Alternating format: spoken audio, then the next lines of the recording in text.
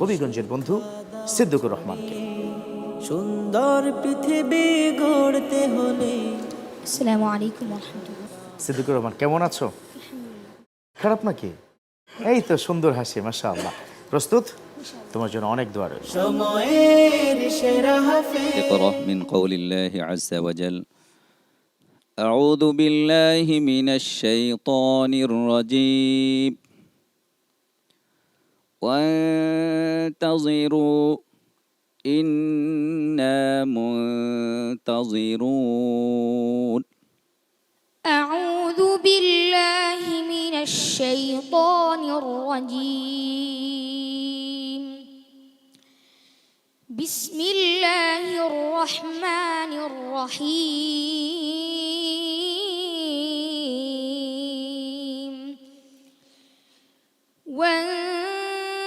وانتظروا إنا منتظرون.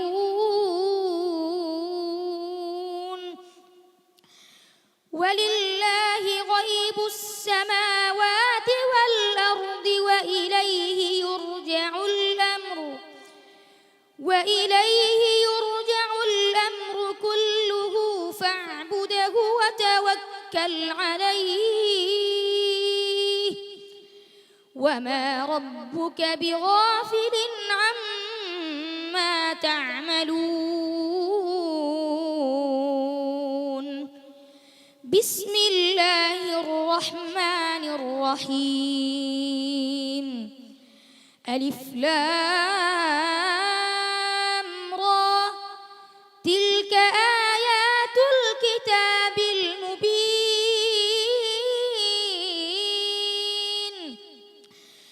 إنا أنزلناه قرآنا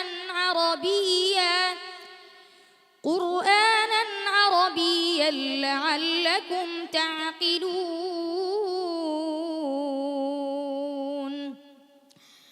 نحن نقص عليك أحسن القصص بما أوحينا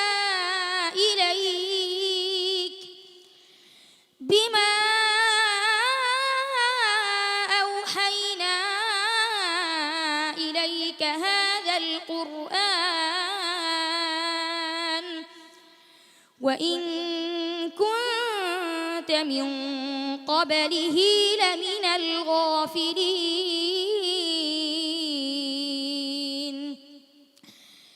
إذ قال يوسف لأبيه يا أبت إني رأيت 11 كوكبا والشمس والقمر رأيتهم لي ساجدين. أحسنت. صدق الله العظيم. আহসান, আল্লাহু আকবার কবীরা। সত্যি আপনি বলেছেন আহসান। ما شاء الله. রাসূলুল্লাহর হাদিস মান লাম ইয়াতাওয়ান্না বিল কোরআন ফালাইসা মিন্না বা ফালাইসা মিন্নি।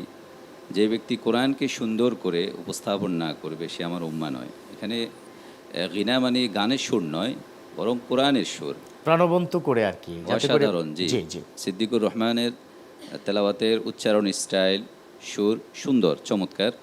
তবে ছোট মানুষ, তার জন্য একটি বিশেষ পরামর্শ থাকবে।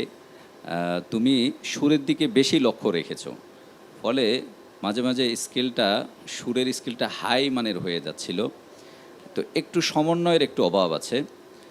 এটাকে তুমি খেয়াল করলে তোমার তেলাওয়াত ডে বাই ডে আরও অনেক উন্নত হবে, সমৃদ্ধ হবে। আল্লাহ তাআলা তোমাকে বারাকা দান করবেন, আল্লাহর কাছে সেই প্রত্যাশা রাখছি। আমিন। বারাকাল্লাহু ফিক। জি, চলো আমরা আজকের আরও একজন প্রখ্যাত মেহমান কি রয়েছে তার কাছ থেকে একটু তোমার জন্য দোয়া নিয়ে নিই। মৌলানা মুফতি হেমায়েতুদ্দিন।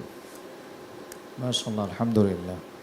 সিদ্দিকুর রহমানের তেলাওয়াত শাহরুর রমাদানের এই মুহূর্তে পৃথিবীর লক্ষ কোটি মুসলিম হৃদয়কে বিগলিত করেছে। আলহামদুলিল্লাহ, তার ডেলিভারিগুলো খুব সুন্দর, শব্দ উচ্চারণগুলো এত সুন্দর ছিল, মাকামাতগুলো। আলহামদুলিল্লাহ, আল্লাহ তাবারাক ওয়া তাআলা তাকে কোরআনের সৈনিক হিসাবে কবুল করুন। আমিন আমিন, জাযাকুমুল্লাহ খায়ের।